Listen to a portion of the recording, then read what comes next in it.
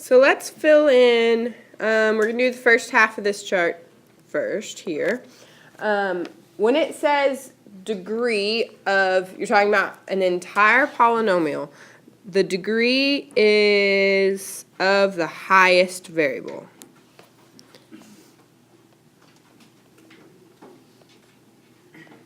Or highest exponent of variable. If the degree is 0, so we don't even see a variable, then the name would be a constant, because all it is a number, like 6. So if someone asks you what type of polynomial is that, you would say, or what degree is that, you would say constant. It is a constant. Okay? The next one would degree of 1, so that means the exponent is 1, so that would be like 3x plus 2. Hold on, that's the example. Boo me. Okay. 3x plus 2 is the example. What's the name of a polynomial like that? If it doesn't have an exponent with x? It's linear. Makes a line. All because of you had to raise Mama with that. I'm sorry. I'm sorry. It's my fault. Okay, the next one, if the exponent is a 2, it's squared. That is quadratic. What we did all last chapter. So that would be like 4x squared minus x plus 1. I'm just making up these examples. As long as it has x squared as its highest exponent, then it's quadratic. This x by itself is the highest exponent, so it's linear. Okay, what do you think the next one is? After quadratic, with a 3.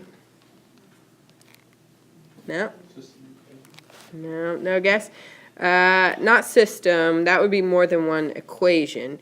Here, it's just got an x cubed in it, so it is cubic. That one actually makes sense, unlike quadratic to me. Like 3x cubed plus x squared.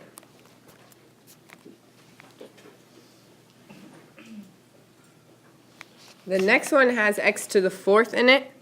It is quartic. A lot of people think the quad should be 4, but the quartic, quart, is the 4. So that'd be like x to the 4th minus x cubed plus 4x squared minus x.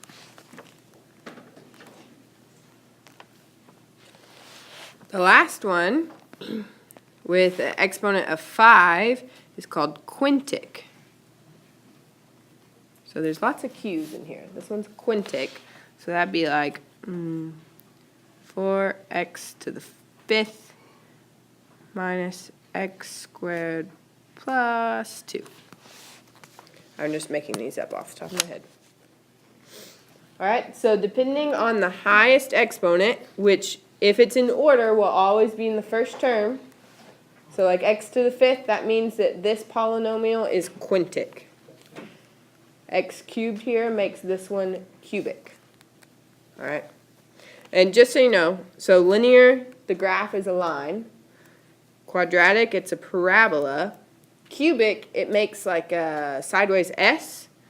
It's like this, like it's two parabolas put together. So it kind of makes an S sideways. Just so you know. All right. Now, that's the first part of classifying polynomials. It's by their degree. The other part is by the number of terms. So we're just going to use the examples we already did and write down these names. I think you already know some of these. So how many terms are in this example right here? 1. It's just 1. Okay, so that is called a monomial. Is that familiar? Maybe? How many terms are in the next example?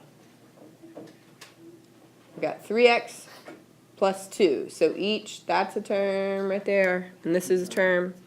So we've got 2, which makes it a, it is a polynomial, but specifically binomial. Okay, what about the next one? It's got 3 terms. Trinomial, very good. What about the next one?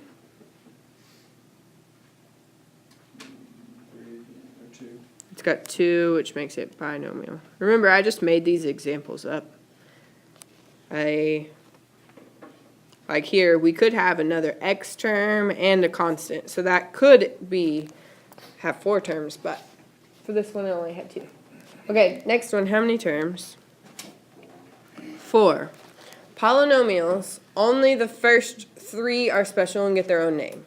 Monomial, binomial, trinomial. After that, you just say polynomial with however many terms. So this one's polynomial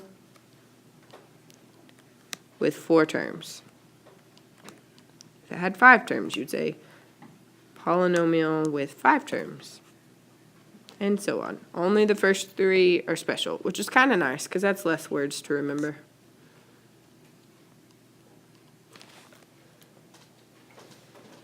If it has 16 terms, you'd say polynomial with 16 terms.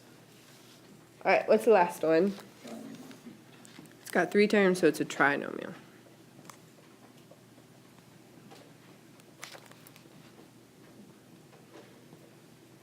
It could be a lot worse for the first day back, right?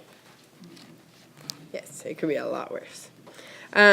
Your job on your homework is to simplify, write in standard form, and then you classify by the degree and the terms, which kind of sounds like a lot, but it's not. So like this one, are there any parentheses we have to get rid of? Are there any like terms to combine? No, no common terms. So we have to write it in order. What comes first? 5x to the 4th, and then minus 7x. So what is the degree here? 4, so that's quartic. And then how many terms? What does that make it? It's a binomial because it's got 2 terms. So it's a quartic binomial. And there would be your answer. That's it. That's it. Told you it could be a lot worse. You can have a taste. Wait. That would be really. What? That would just be ridiculous. Okay. Next one, we've got some parentheses. So what do I do to get rid of those? You have to do distribute that negative. Distribute the negative to the back. Okay, so I've got x squared minus 4x minus 3x cubed minus 2x. What? The highest degree would be our cube term here. Is there anything, does that have any like terms? No, so it just goes first by itself. Okay, so that one's gone. What would come next? X squared. X squared, that one was by itself. All right, and then the linear part, we can combine those, right? What do we get? Minus 6x. Is that standard form? They in order, they're in order, right? Cubed, squared. Cubic trinomial. It is the cubic because of the cubed, and then trinomial because there are 3 terms.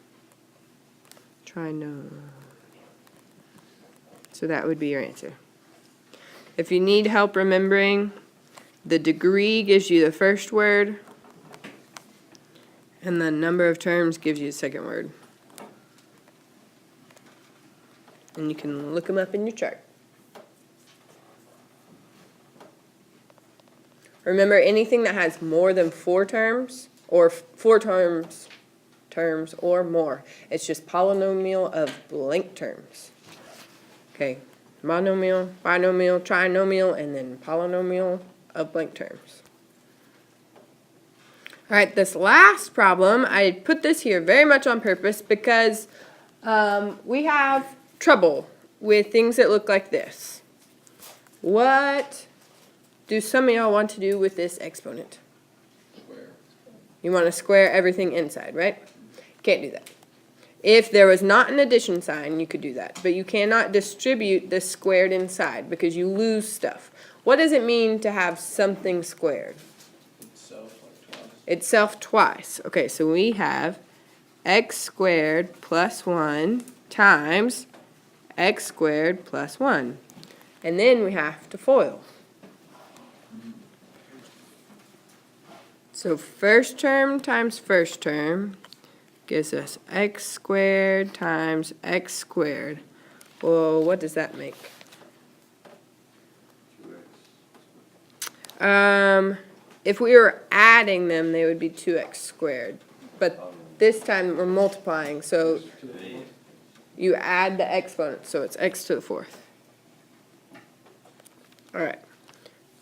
Outside terms, it's x squared times 1, so that's just x squared.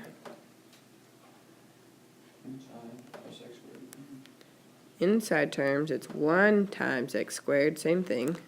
So you get plus x squared. Last terms are 1 times 1, which is just 1. If you had only distributed the 2, which is not mathematically possible, but somehow people still do it, okay, you would have gotten x squared squared, which would have given you x to the 4th. And then you would have gotten 1 squared, which would have given you 1. But you would have lost this entire middle piece, so your problem would be wrong. All right, combine like terms, which is, so we get x to the 4th, and then what did we get out of the middle two terms? 2x squared. 2x squared. Very good. Plus 1. So that is standard form. What's the degree? What for 4? Quartic? Trinomial. Who has questions? Anything at all? No? Yes? Can you, do you have a 2 over the 2? Like up there? Where? Like the exponent, can an exponent have an exponent? Yes, so like, could we have x squared cubed? Is that kind of what you're saying? I guess I'll Yes, if it's written like this, you multiply your exponent, so x to the 6th. If it was written as x squared times x cubed, that's when you add your exponent, so that would be x to the 5th. So if they're right next to each other, you multiply. If they're separated, you add them. Does that make sense? Yeah. Degree. All right. So in standard form, which means it's written in order, combined like terms, look at your first term. What is the exponent for that first term? 4. So your degree is 4. So to find the special word, go up to your chart and go to degree 4. Your word is quartic. Does that help? All right.